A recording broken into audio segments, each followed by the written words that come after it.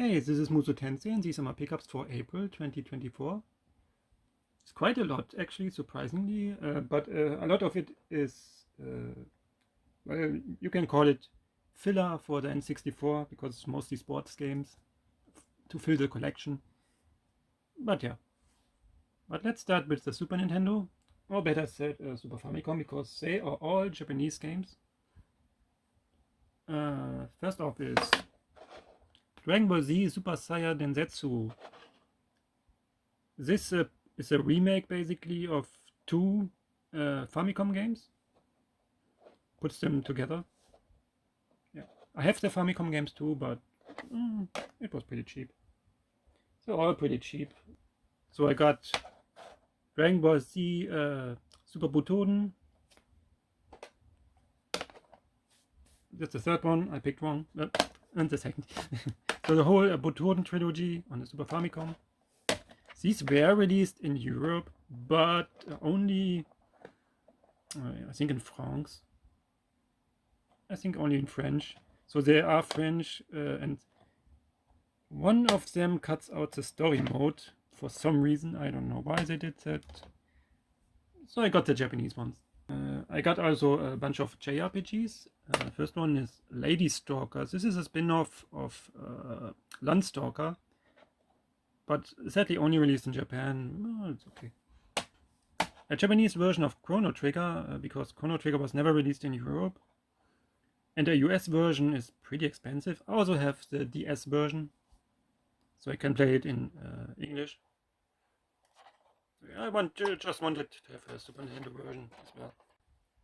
Then I got Madara 2, Mouryou Senki Madara 2. I never heard of this one before, but it looked pretty interesting and it was cheap. Yeah, it is pretty interesting, and people say it's one of Konami's best Super Nintendo JRPGs, so why not? And because I don't have them yet, Final Fantasy V in Japanese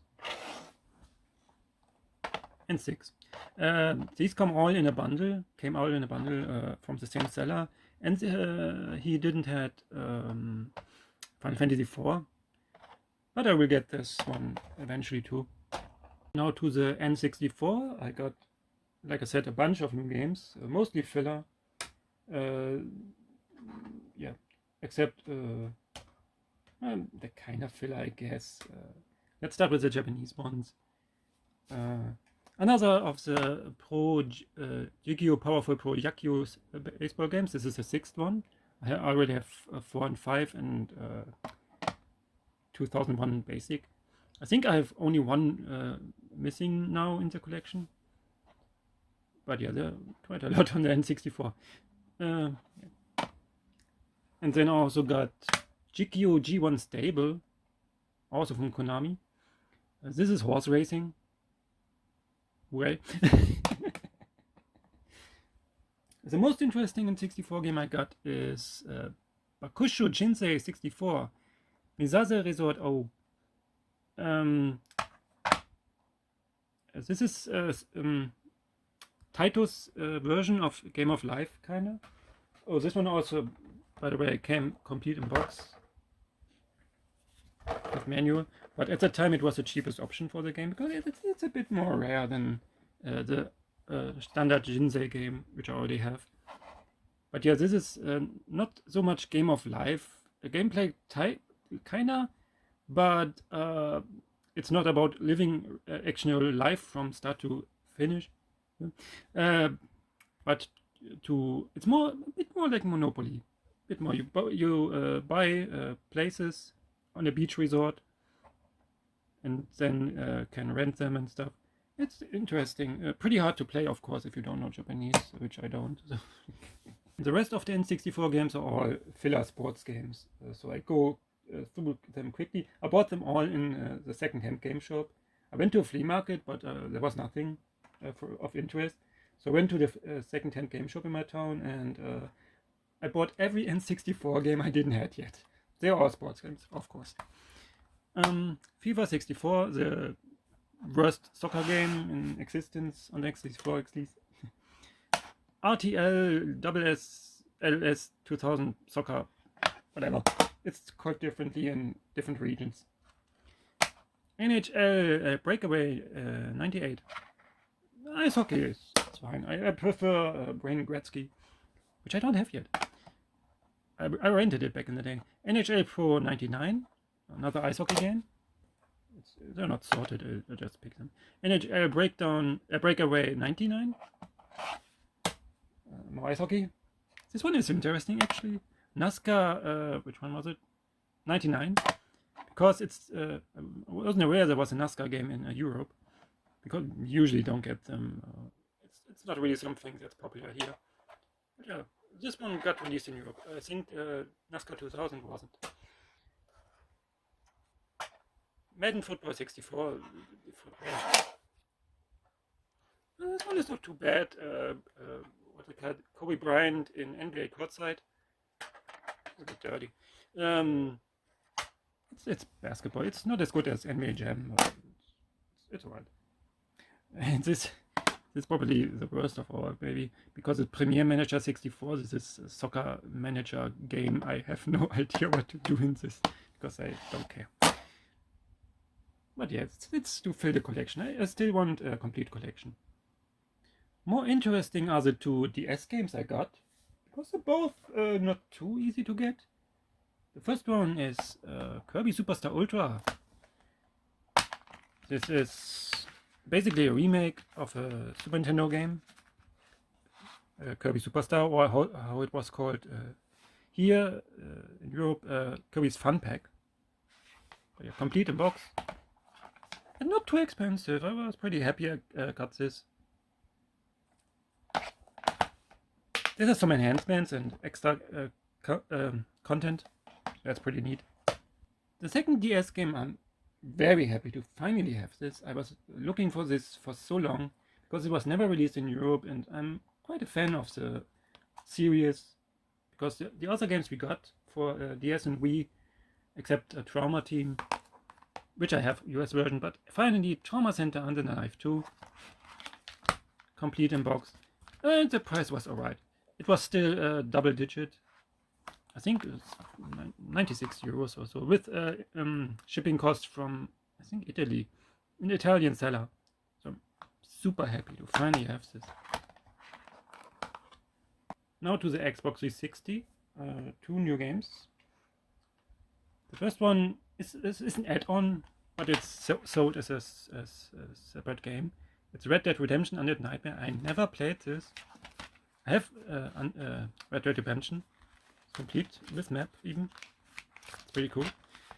But I never played the update, the add-on. I think when it came out I was just done with Red Dead Redemption and didn't care anymore. But yeah.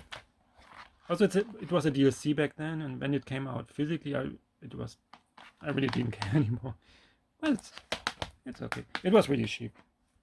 Less than 10 euros. I'm pretty happy about this. And another Xbox 360 game is Risen 2 Dark Water. A few months ago, I don't know anymore, was it already this year? I got Gothic 1 and 2 on the Switch. Risen is basically the spiritual sequel to it from the same developers. And I got a reason you see later why I got this.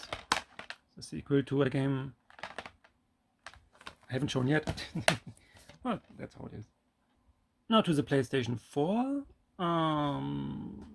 The first one is Skyrim Special Edition. 5 euros. 5 euros, right?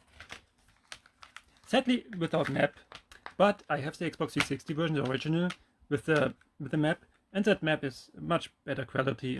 It's like really map like paper. I don't know how to call it. It's not that glossy paper they use for the map in this one. But now I never finished Skyrim. I didn't enjoy it that much, but I want to give it another try. For 5 euros, yeah, sure, of course. And then I got for the PS4 Digimon Survive. I wasn't looking exactly for this game, but another Digimon game. But then I saw the low price, and it was a bid, so I bid on it. And I got it for a really low price, so I thought, yeah, sure, I take it. So I think it's a tactical kind of game. I haven't played it yet, but it's fine. The other game, the one I actually wanted, is Digimon Cyber Sleuth Hacker's Memory, the sequel to Digimon Story Cyber Sleuth, which I already have. That is one I wanted. Also got this pretty cheap. So yeah, 2 Digimon games. Why not? And then I got 2 PS4 games for not as cheap, because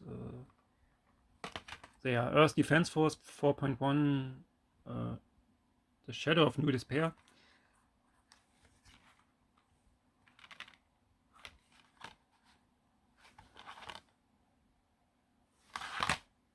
And Earth Defense Force 5.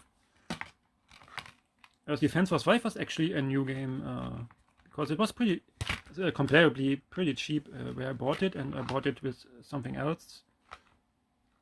And this one was second-hand on eBay, because the store didn't have this one in this version. They only had the PlayStation Hits version, which I didn't want it, because I find it kind of ugly. But yeah. And I love the Earth Defense Force series. I have these on PC already, but I really wanted them physically on PS4, you know, like I always do. And now to the Switch. The game I bought with Earth Defense Force 5. It's Earth Defense Force, Volt Brothers. I'm really happy to get this physically, because this was only released in Asia.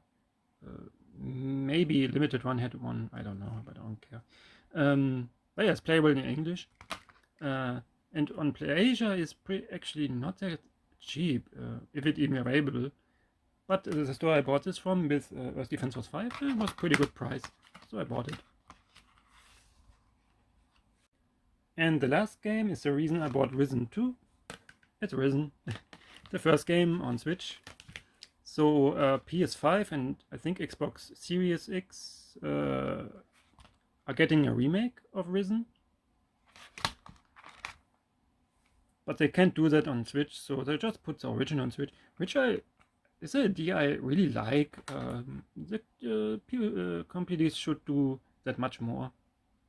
If you make a fancy remake for the other consoles, but can't do this on Switch because it's just not powerful enough anymore, just put the original there.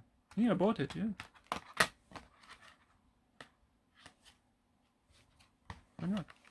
And now I'm only missing Risen 3 on PS3. Well, I know, I think there's a PS4 version actually. Maybe next month. And that's everything for April 2024. Thanks for watching. Till next time.